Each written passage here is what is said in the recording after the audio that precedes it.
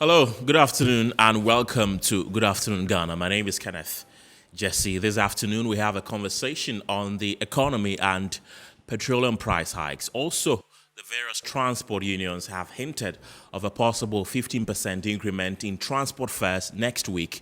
We'll delve into the issues after the break.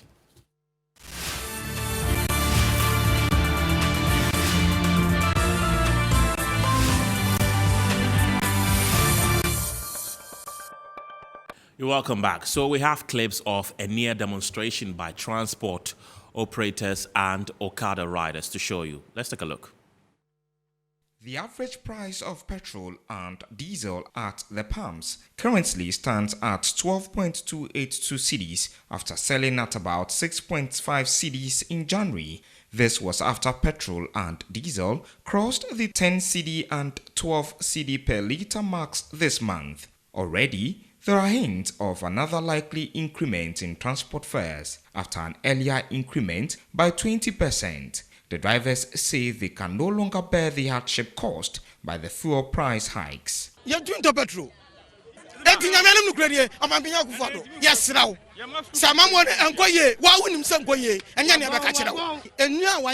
than 6 months. Your top petrol, 3 gallons are 1.550. Now, Minia, a Juma Yayano, a question on Mutia. Who follow be a short distance, 10 cities. The band number 10 cities. Bear 10, Nwanya, 2 gallons. And the Russian Ukraine war there, only free. And come, one from a or be a Bacasabia, no one the teacher who. There you have it. The drivers mean to say that they cannot buy the fuel anymore, calling on government to do something about it. We think that the way things are going up is not normal. We are pleading to the government to look at it for us so that he will reduce the petrol drastically for us so that we can have our peace. Spokesperson of the Coalition of Commercial Transport Operators, National Concerned Spare Parts Dealers and National Okada Riders Association of Ghana, Aminu Yusuf, said they will embark on a demonstration to register their displeasure against the government. We have to compel to call all Ghanaians, drivers, passengers, and everyone that is being affected by this conundrum of problems to join us in this demonstration to tell the government how naked, vulnerable, and helpless he has rendered us. They called on the government to replace the BAWA-led economic management team. The mismanagement of the economy by the incompetent economic management team led by Dr. Mahmoud Bawumia has rendered the Ghanaian city very vulnerable, leading to high level of depreciation of the currency. This has slowed down the businesses of importers and dealers, parts dealers whose sales have nosedive and shrunk their businesses.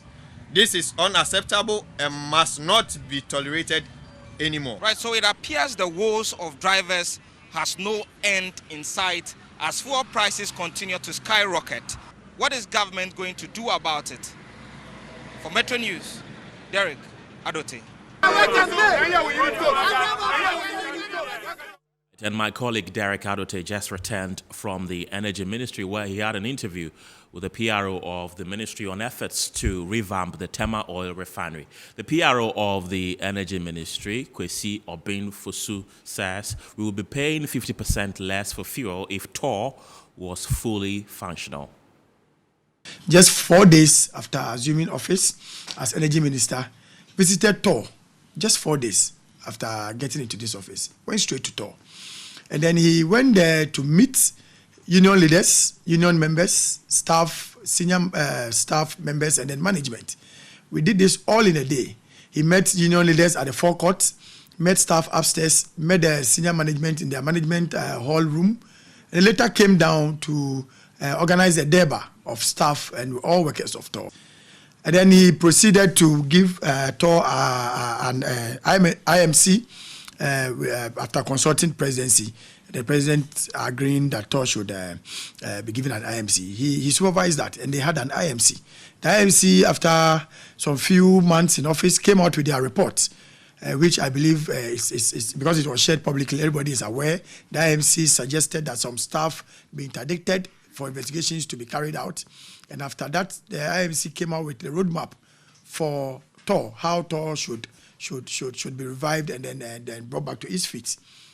After the work of the IMC, this same minister supervised the inauguration of the TOR board, where the IMC handed over their notes to the board. And as part of the notes that the IMC handed to the board, the minister stated that the board should quickly work with management to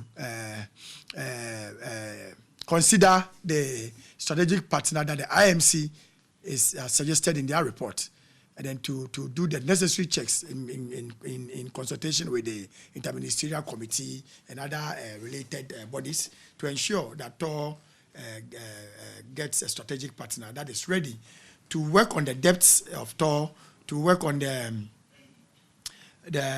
refinery itself, inability to pay workers' salaries, and then as well as reviving the refinery. And very soon we will see, just as their statement stated, that half of the demand of diesel that we need as a country will be produced at TOR. And if that happens, you and I know that it will bring back the cost of fuel in this country, because we import and it comes with other taxes and stuffs. But if you are refining them here, it means we are not going to pay for any importation taxes and levies. So that means that will help us to at least bring down the price of diesel in no time. Same as he's committed to ensure if TOR is back on its feet and we are refining our own oil, then that means we're not going to pay more for importing fuel. And if you are not paying more for importing fuel, why do you? Well, you can't pass anything on to the final consumer. You understand, the cost of production is now lower, and that is what the consumer must also pay. So by fine, like, it will be extended to the consumer. We're going to pay less for fuel.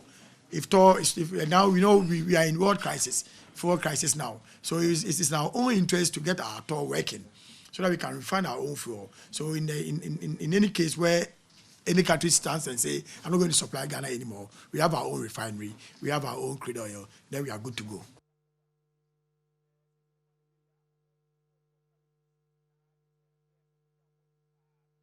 Right, so earlier my colleague Henry Kwesi Bedu was also at Parliament and engaged a member of the Mines and Energy Committee, Edward BAWA, on what measures we can take to arrest the situation and possibly get the TEMA oil refinery running again. Edward BAWA says the worst is yet to come. Take a listen. If you look at the IES, statement, they indicate even the price of fuel, 60 Ghana cedis per gallon.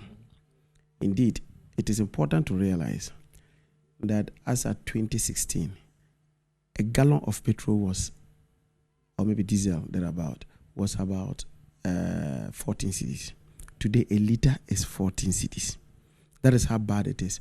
So the ministry's response does seem to suggest that what they are doing is that they are looking for a strategic partner to take over from TOR, or maybe to partner with TOR to be able to revamp TOR. It's not a very satisfactory answer. The reason being that currently we are going through some challenges. Part of the thing is because of the fact that, and the government itself has said because of the Ukraine-Russian war, wouldn't it be better to have a situation where TOR is working, and TOR, for example, can process crude to the various petroleum products, just to be able to bring down the cost? Because if we were to, how much cost? Let's say now we are buying a liter for close to 11 Ghana cedi. Let's say if TOR is functional and it's working, it's operating, how much do you think it could reduce, fuel in the country? Let me tell you, when the BDCs bring fuel, the issue of freight is considered. The issue of insurance and other things are considered.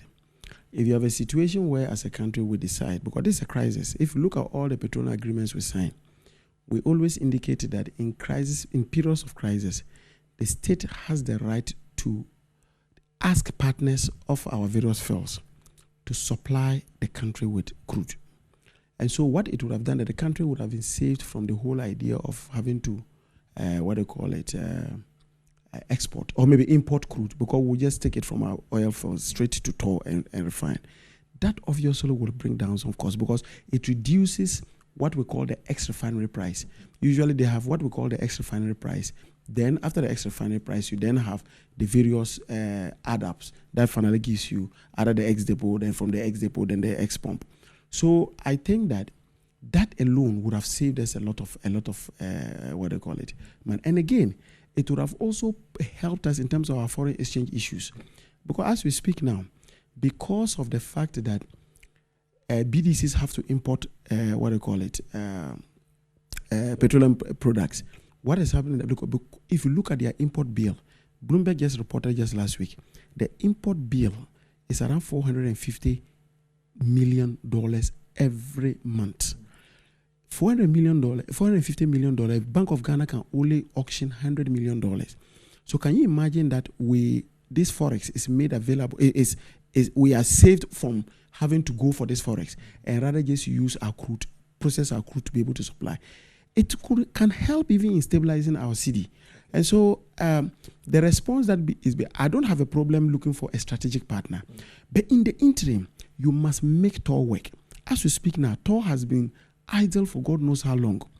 Since the beginning of the year, we have not seen anything. The whole of last year, nothing. And TOR has not been working. Meanwhile, guess what? The workers are paid every month. The workers are paid every month. Even though, of course, we do know that they also have their own challenges by virtue of the fact that their Senate is not being paid for them. Their Providence Fund is not being paid. But in a statement, the minister says that they are looking at all of that. But finally, before I let you go, I would want to ask you, from where you sit, how are we going to save ourselves? You've spoken about TOR working and all of that. Does it seem that will the situation become worse or it will become better from where you sit? Are we seeing, some people are predicting that by the time we end 2022, we may cross the 15 CD mark. How do you see things from where you sit as a member of the Mines and Energy Committee? The problem is going to get worse. It's going to get worse. And that is why, if you recall, just about 2 days ago, I was asking the Minister of Finance. I said, look, looking at the situation, let's see how the country can also intervene. Look, just the windfall the government is making because we export crude. Ghana's share of the crude that we export, we have made an additional assuming that we're even selling at $90 per barrel, we're making an additional $470 million as windfall, converting to CD, maybe 7.5. That's about 3.7 billion. If you take, for example, the special petroleum tax off the price builder, which is about 46 pesos per liter, you will only lose about 1.8 billion using the figures of 2020. That tells you that if you net it, government will still be making money if they were to take out some of the taxes. And so, whilst government is making so much money because of the president said on May that he is not, we can't take off the taxes because we are going to lose over 4 billion Ghana cedis if we do that. That is not true, and that's what I've just given you. I'm using the figures. I'm just using the you see. If you look at the ESLA report, the ESLA report gives you the consumption of petroleum products over the period. So from November 2019 to November 2020, that's about a year. If you look at the figures, the volumes that we took, both diesel, kerosene, petrol, and the LPG, which has the SPT slapped on it, the amount government made was about 1.8 billion.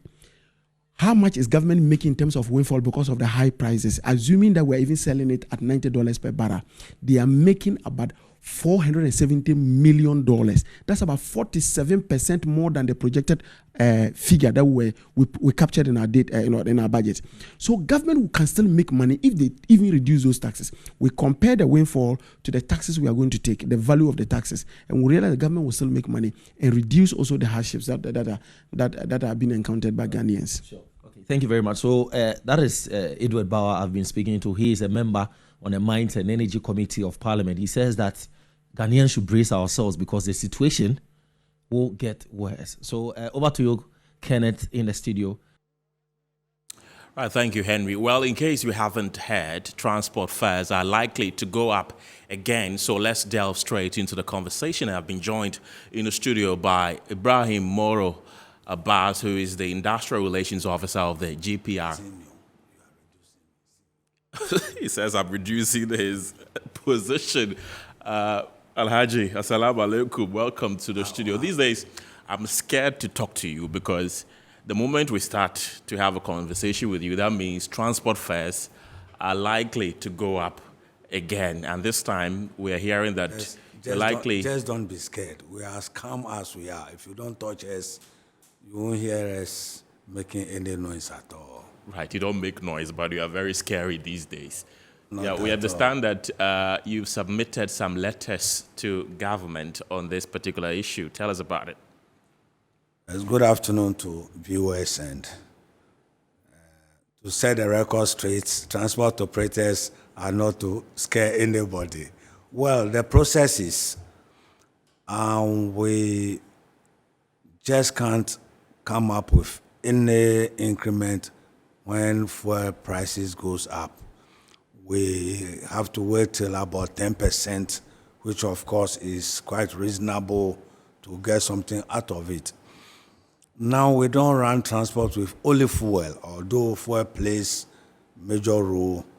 We have other components like the DVLA documentations, the local government, the assemblies. We've been paying road service, taxes. There are certain things we've been paying over there. We look at the insurance policies, spare parts, lubricants. We have certain components. These are some of the components that we use in running transports, ties and other items. Now, when we hit the 10% threshold on this fuel increment, we engage the services of a consultant who has to go to the market and look at all these components that we are talking about against the previous increment that we are using now. You know, the latest increment that we are using now came up in May. We started in May, and we sensitized the public as well, that we saw the way the fuel prices are being increased from one window to another. We saw it coming. We have to sensitize the public about the current situation in which we are now. Hence, it has landed. So when it happens this way, we look at the percentages which has accrued from all these components. Then we arrive at the final percentage of which we want to work with. This, I would say, fortunately for our clients who are our passengers, and fortunately also for us. I won't say even fortunate for us, because most of the time we, the operators, doesn't even cherish upward adjustment in lorry fares, because in real sense, in most cases, it doesn't even benefit us more. Like the sacrificial we've been putting in it, the fuel we've been buying, and the losses in it. So we will put all this together and realize from May up to today, we realize some few, only I think 1 or 2 increments that we saw was even insignificant that we should dwell on it. Hence, we arrive at 15% that we started speaking about. We have put this on paper. We have to present it, or we presented it to the Transport Ministry. Of course, they also have to scrutinize it, go through whatever they also have to go through to find out if our figures are good enough.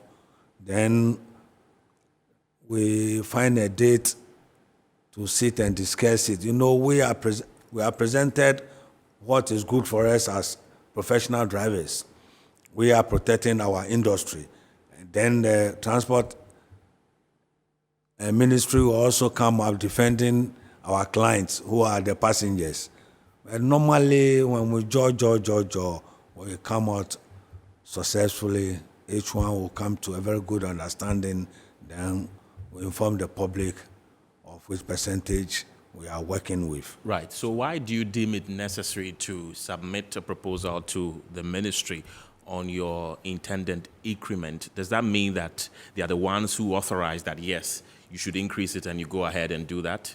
They don't authorize, as you've just asked, but that has been one of the norms we came and met in office. Our predecessors left the system for us. You can remember, I would say it's a sign of respect. And would say, yes, it's a sign of respect, and this indicates that we have law and order in the country. They don't force things on us, but we bargain. They will say, oh, due to this and that, why don't we do this? And we also say, oh, no, because of this and that, we also insist on this. Then finally, we come out with something successful. Not forgetting, let's go back to the May increment. You know, there was a little problem surrounding it. So finally, as operators, our people were on us, they were on our nerves. We finally have to come out, and that is working. Right. And we wouldn't want to be seen as citizens who has very little respect for their elders or authority. Hence, we still want to continue with the system we came to meet in office. Has there ever been a time where you've sent your proposal that, look, we want to increase it by this margin, and the ministry says, no, it's not prudent to do that, so don't increase it, and you've gone against them and increased it? Well, during my time, I've never noticed anything. Normally, what we do is they will plead with us that we know the system is not easy. Why don't we do it this way? There was a time we went about 3 times negotiating on an issue. Government was on a particular percentage. We said no. We also finally descend to a particular percentage, and we decided not to descend down again. And we met for about 3 times, and finally we were able to come out with a smiling percentage. So left to me, I don't think that thing can ever happen also, because you see, we are serving the public, and we have a very large congregation following us. And at times, even choosing our words outside is also a problem, because you know, if you instigate, you don't talk properly, and you instigate people, you know what will happen because of your position. You said, don't go left, take right. They will always take right, because they know very well that you are doing something which will benefit them. So most of the time, we even make sure we are even very careful in some of the words we choose, right, so that we don't create problem for ourselves. Yeah. Some transport operators have also threatened to embark on a demonstration concerning the increase in fuel. I believe you saw it. What do you have to say about that? Well, personally, I'll be surprised, because all this while we've been championing this good cause, and we've been doing that with them. So, well, they are Ghanaians. It is their fundamental right, but I would have wished they slow down a bit and come and join us as we've been doing all the time, so that we take one course. Right. Have you had a closed-door meeting with them on what you're saying right now? We've been doing, but normally we have been championing everything. Then we call them, we explain where we've gotten to, then we all move forward. Because engaging the services of a consultant, we've been doing it on our own from our resources, because we are huge, undisputedly the leading private transport operator in the country. Everybody knows we operate almost everywhere. So we know everything from every corner, every religion, every region. We've never had any problem at all with those our brothers who came up yesterday or so. Right. We strongly believe, and they will tone down so that we come together. You see, if care is not taken, the respect given to the transport industry will not be there again. And we are a very huge force to be reckoned on. We still want to maintain that. Hence, we don't rush in decision taking. So our brothers, although they are fighting for the same cause, but at least we have 2 ways of calling a person. If I call you, you are Mike, or I'm Kenneth. Kenneth. Yes. Kenneth, please come. I've called you. Penes, come over. You see, the two are not the same. So let's see how best we demand a positive issue on the current fuel increment and see how best we could move our industry forward. Right. In times past, we've seen the GPRTU go to government to plead with them to reduce the prices of fuel and all that.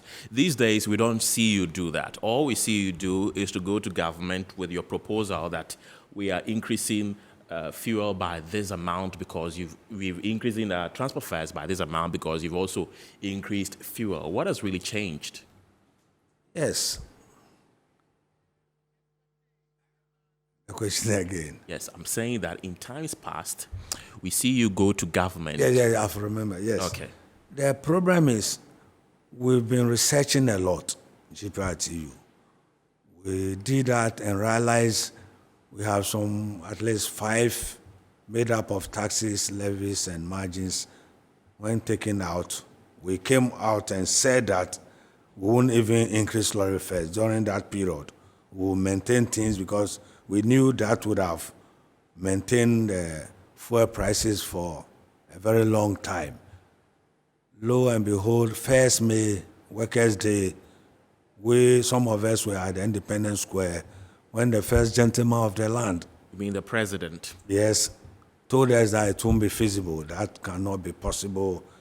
And he mentioned a huge amount that the nation will be losing. Meanwhile, these are taxes, levies, and margins created by Ghanaians on our own.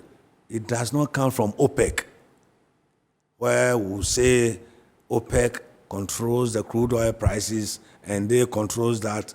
There is nothing we can do. But these are taxes, levies, and margins we created. Even some was created due to certain things, and those things are even no longer in existence. But we're told that. And you see, the mistake others made, like some of you, Kenneth and co., this is a national affair. And some of you should have also supported us when we were crying, wolf, wolf, wolf. Everybody was quiet. But now here we are. It has affected everybody because from then we introduced the burden sharing. We said if the burden is being put on us, we shall also share with the general public because there is nothing we could do. If a driver goes at work and is able to get his daily sales, get his fuel for the day, and is able to go home with 30 Ghana, each time fuel prices are being increased, that 30 Ghana reduces.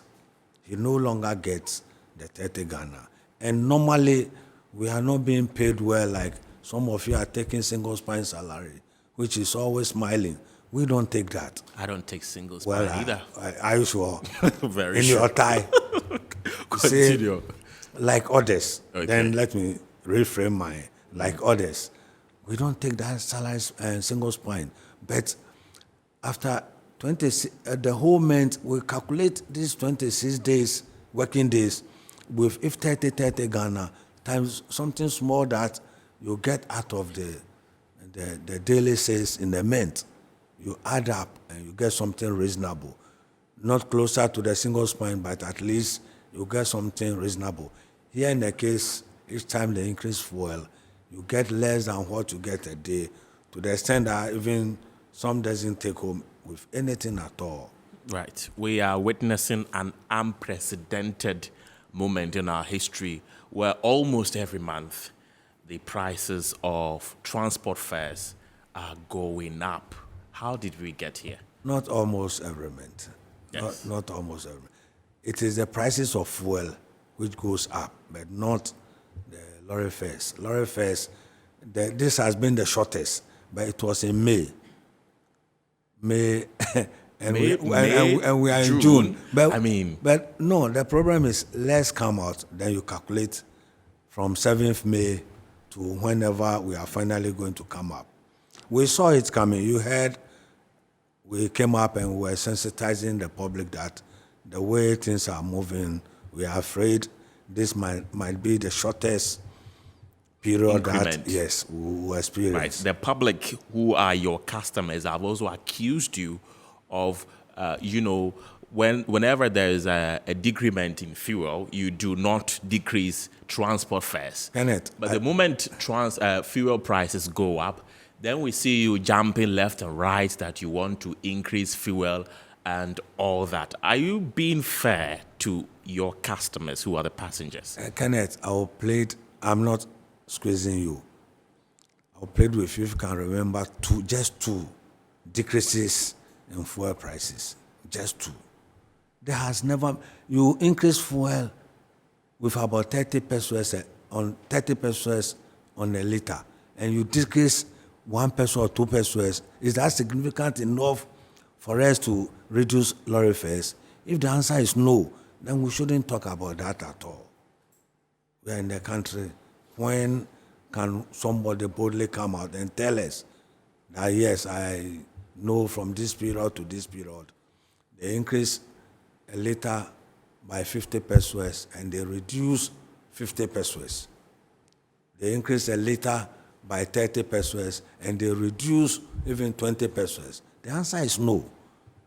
And if you agree with me that the answer is no, we shouldn't even talk about that. Right. So if I understand you clearly, you're saying that these days you are not going for a decrease in fuel again because President Akufo-Addo made it clear to you that there is no possible way that some taxes on fuel are going to be removed. So you have made up your mind that since the president has said that, then that means you're not even going to bother yourself going to beg for a decrease, right? He's the final authority, the first gentleman of the land. We are all paying allegiance to him.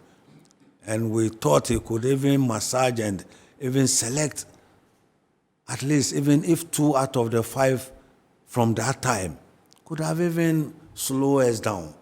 That was our thought. But if we've been told openly that this is not, why should you fight over spilled milk? I mean, there's no way we should waste our time further. Everybody knows we came up with that proposals, and everybody knows the outcome of that proposals. So we are now currently on the burden sharing. Each time the burden is being put on us, we should also share with Kenneth and Co. and we move forward. There is also the notion that whenever fuel is increased and it affects transport fares, people who travel short distances are mostly affected the most compared to people who travel long distances. Why is that the case? Oh, normally, it's something we have also observed. That each time we increase fuel lorry fares, short distance like from Carnation to Agbogboloshi, from Carnation to Circle, for about a week or 2 weeks, you see people walking all along the streets. But within 1 week, 2 weeks' time, they go back to the Stone Age period. They revert to joining the vehicles again. It's something we have observed. No, what I'm saying is that when you increase the transport fares, usually the people who, let's say, from Kaneshi to this place, they get affected the most, as in compared to what they were paying before and what they pay now, comparing to somebody from, let's say, Kaswa to this place. The person who travels short distance gets to pay the most comparatively. Why is that the case? Well, I'm not privy to that. You're not? This has not come to our notice, and all I know is that the rider ran at a loss because Who runs at a loss? Our drivers, because most oftenly people doesn't join. They prefer to walk, but within 1 week, 2 weeks time, they revert to joining the vehicles again. Right. So if I I understand was rather going to think you extend your question to what our feasibility studies has also proven to us. And there is a law in the LI 2180 Regulation 121, subsection 2, that anybody who wants to drive as a commercial driver should belong to an entity.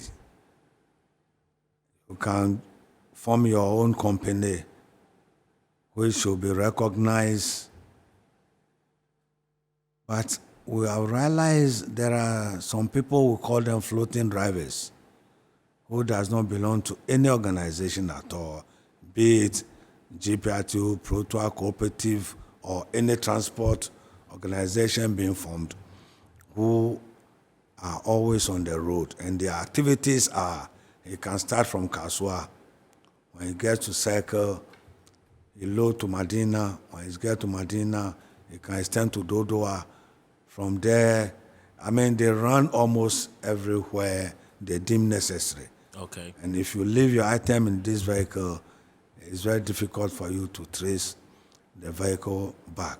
Secondly, these are people mostly are driving without even the qualified driving license.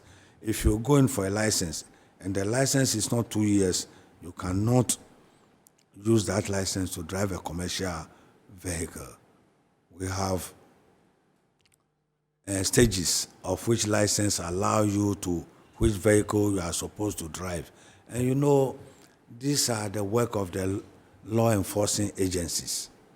These laws also protect the passengers as well. And these are the people who, if a distance they are to add 1 city, they add 2 cities or 1 city, 50 pesos. And unknowing to the passenger, he or she will just join the vehicle and he or she will be forced to pay because he or she is in a hurry. Right. So these are some of the things we've also observed, and we are doing everything possible to make sure we stop this thing, because normally they are cheating the public.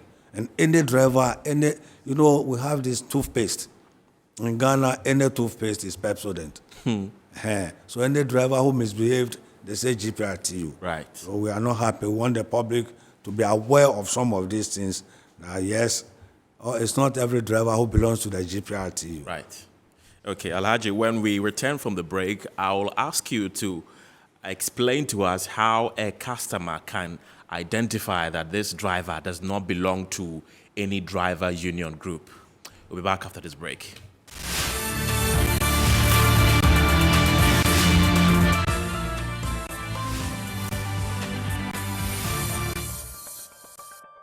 Welcome back. This is Good Afternoon Ghana on Metro Television, and I'm here with Abba Zimoro of the GPRTU.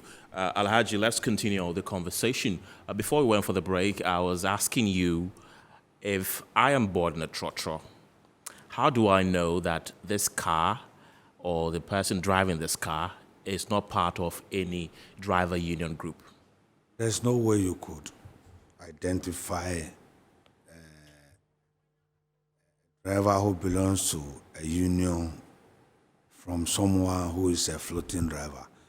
We are pleading with the law enforcing agencies to make sure that law works, because these are people who've identified that they've been cheating the public.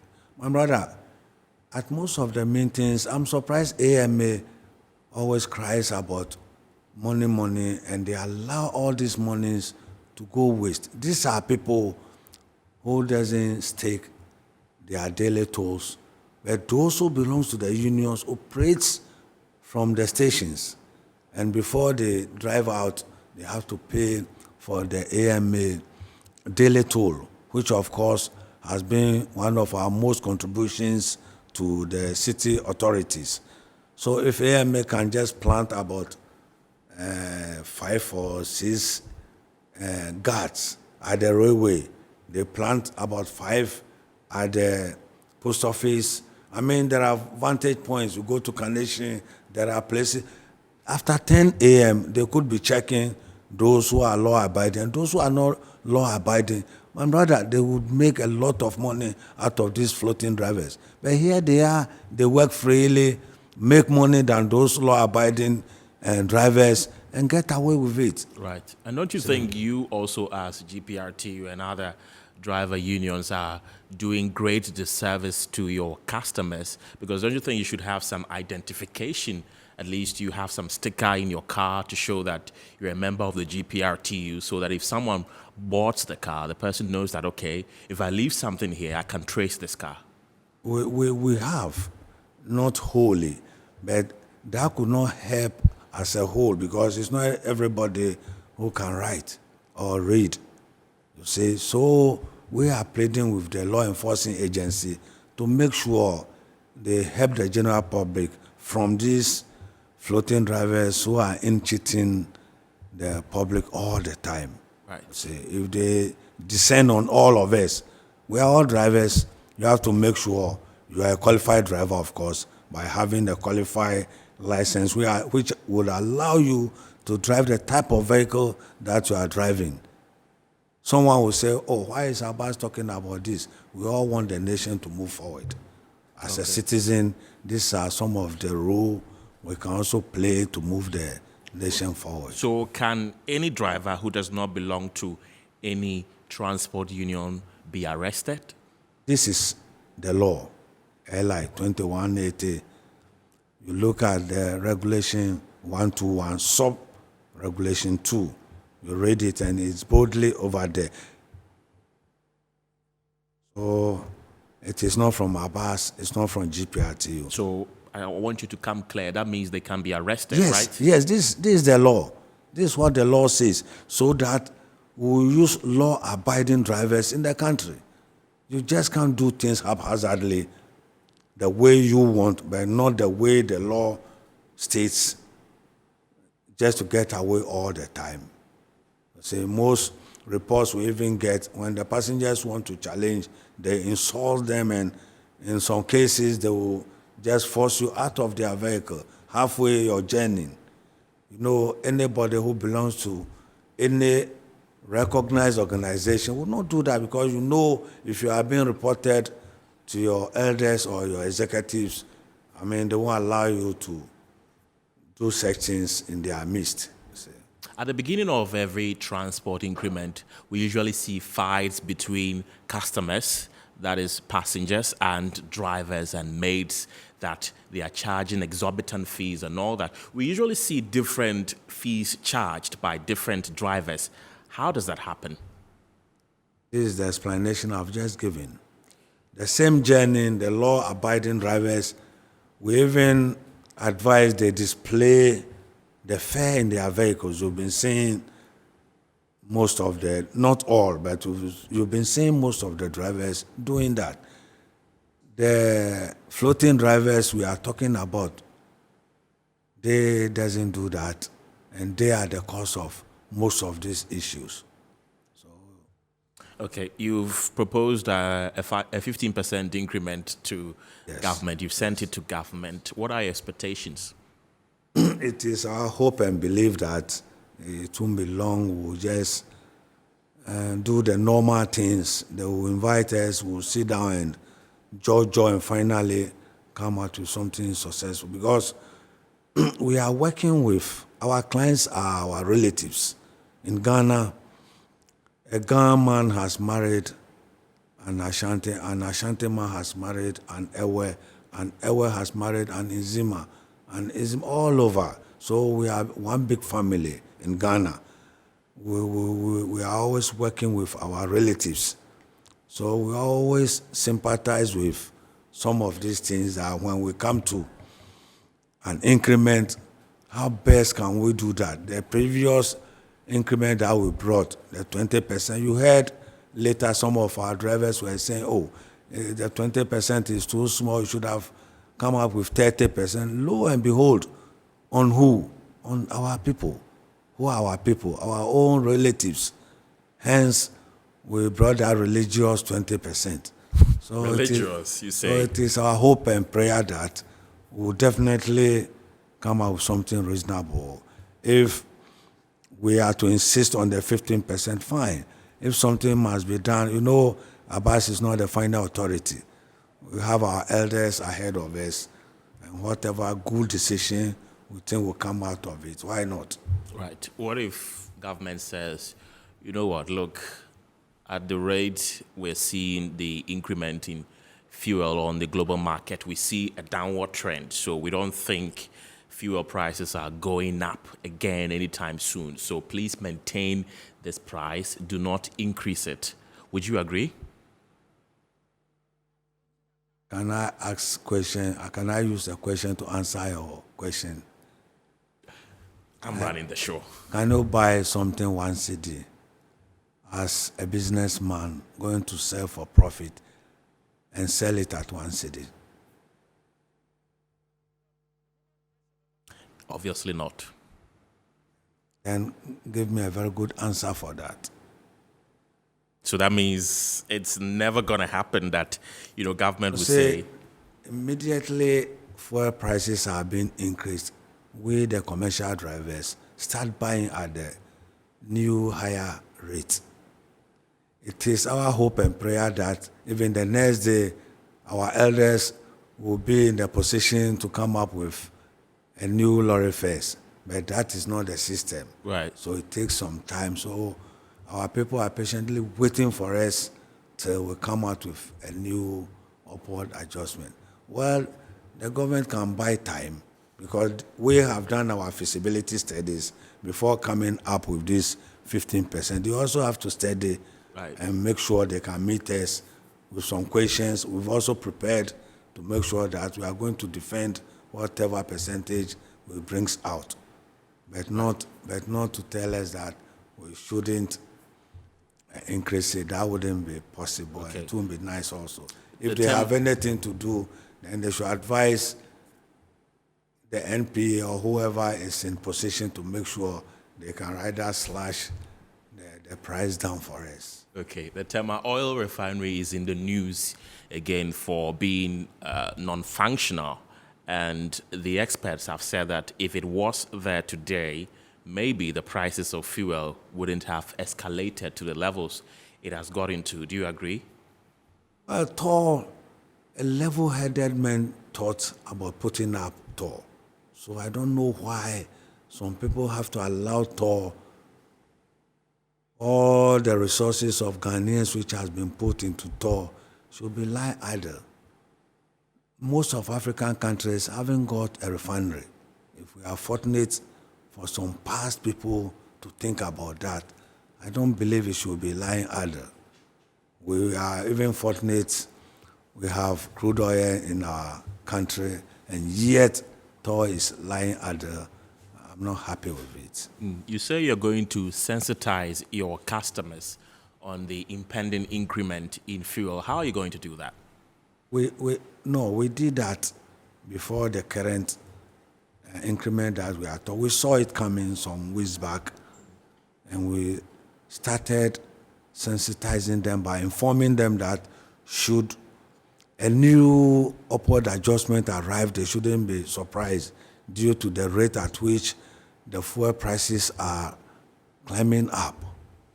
So, because normally whenever we come up with upward adjustment, you see people, passengers fighting drivers, some insulting drivers, some even fighting with mates, etc., etc. And this time around, we thought it wise that no, why don't we sensitize them before what we are sensing arrived? So this is how we went about it. Right. Even if indeed you've done it earlier, don't you think you should do it again because your customers are not fixated? You don't have a group of people. Different people come to town all the time. So don't you think that it is prudent for you to do it again? We believe what we did has gone down well. So you can smell the whole country is very calm. There's no noise, everybody, compared to previous years where passengers are saying, oh no, drivers want to kill us. This, no, it's too much for us. Now they are aware that whenever we come up with upward adjustment, it isn't the fault of the drivers or the unions, but it's the system which has moved us to that stage. I see. Thank you very much for coming on Good Afternoon Ghana. Abbas Imoro is with the Ghana Private Road Transport Union. This has been Good Afternoon Ghana on Metro Television. My name is Kenneth Jesse. Thank you very much for being a part of the show. Bye for now.